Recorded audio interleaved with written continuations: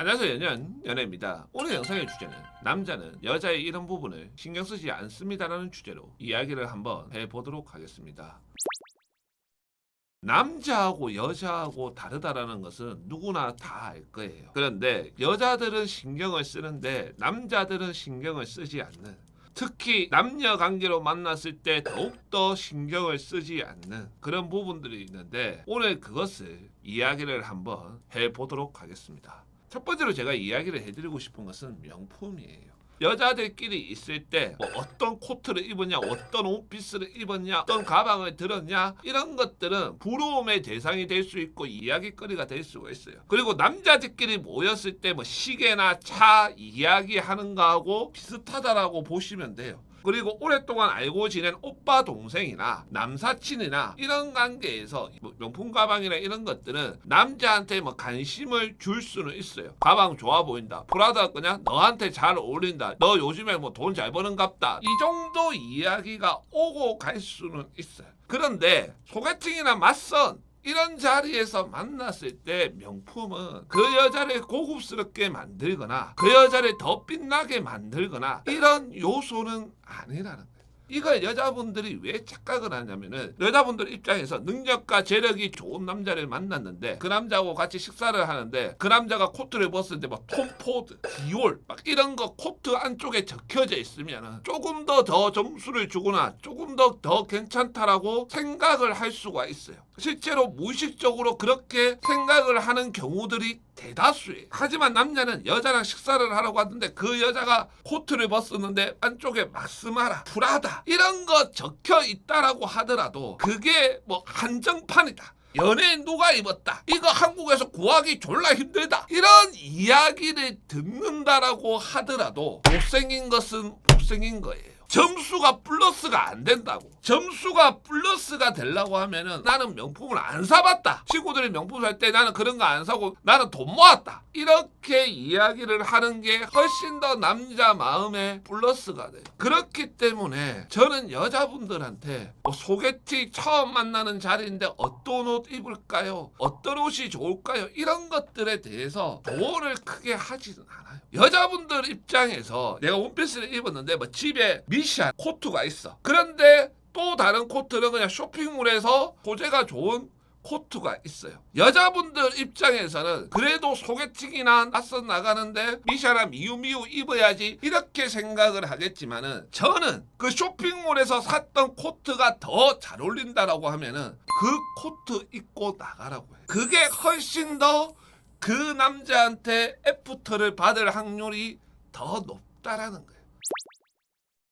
두 번째로 제가 이야기를 해드리고 싶은 것은, 여자라고 하면은 늘 고민을 하고 있는 살이죠. 특히 허벅지살, 뱃살, 팔뚝살 이런 거 가지고 고민을 하시는데 남자들 입장에서는 크게 고려의 대상이 아니에요. 제가 이렇게 이야기를 하면은 많은 여자분들이 이야기를 하는 게 어떤 거냐, 남자들 날씬한 여자들 좋아하잖아요. 그런데 어떻게 허벅지살이나 뱃살이나 팔뚝살이나 이런 것들을 신경을 안 쓴다라고 할 수 있나요? 이렇게 말을 하지만은 내가 내보고 봤을 때 팔뚝살이 커 보이고 뱃살이 튀어나와 보이고 허벅지살이 많아 보이고 이렇게 하는 가장 큰 이유가, 대부분 이런 고민을 가지고 계신 여자분들이 가슴이 작아요. 그렇기 때문에 더 부각되어 보이는 거예요. 남자들이 가슴 근육이 발달이 되어 있지 않으면 팔이나 다리나 이런 것들이 더 가늘어 보이고 뱃살은 올챙이 배처럼 더 튀어나와 보이고 이렇게 되는 것처럼 여자분들도 마찬가지라는 거예요.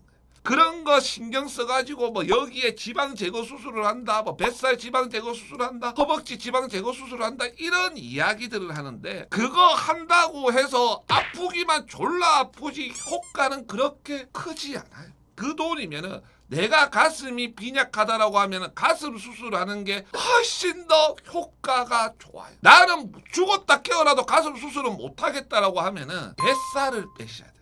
그러면은 상대적으로 팔이나 허벅지가 가늘어 보여요.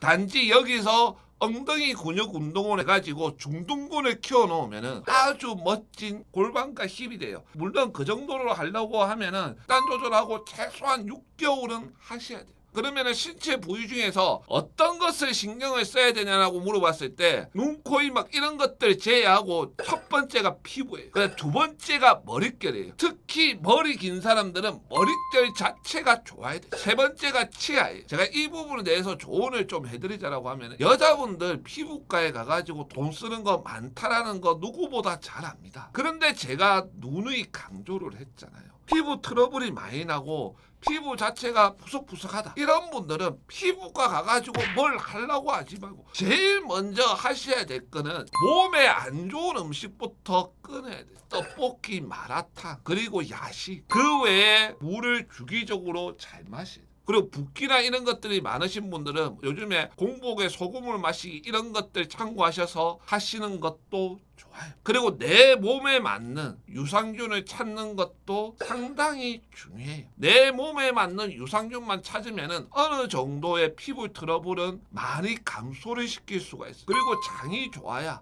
머릿결도 좋아져요. 특히 변비나 설사 이런 것들에 달고 산다. 이런 여자분들은 어떻게든 이거부터 고쳐야 돈을 길바닥에 뿌리고 다니지를 않아요. 치아 같은 경우는 솔직히 내가 경제적인 거나 여유가 좀 어느 정도 된다라고 하면은 미니시를 하는 것도 나쁘지는 않아요. 그런데 치아 미백을 또 순간적으로 계속 받으시는 분들이 있는데 그렇게는 하지 마세요. 지금은 어리니까 괜찮지만은 나중에 나이 들면은 잇몸 다 나가요. 연예 유튜브인데 뷰티나 건강까지도 챙겨주고 있지 않습니까? 여러분들이 오늘 제가 이야기를 했던 것은 연애를 떠나서 여러분들의 인생에도 도움이 되고 여러분들의 지갑도 지켜줄 수가 있으니까 꼭 참고를 하시기를 부탁드리겠습니다. 감사합니다.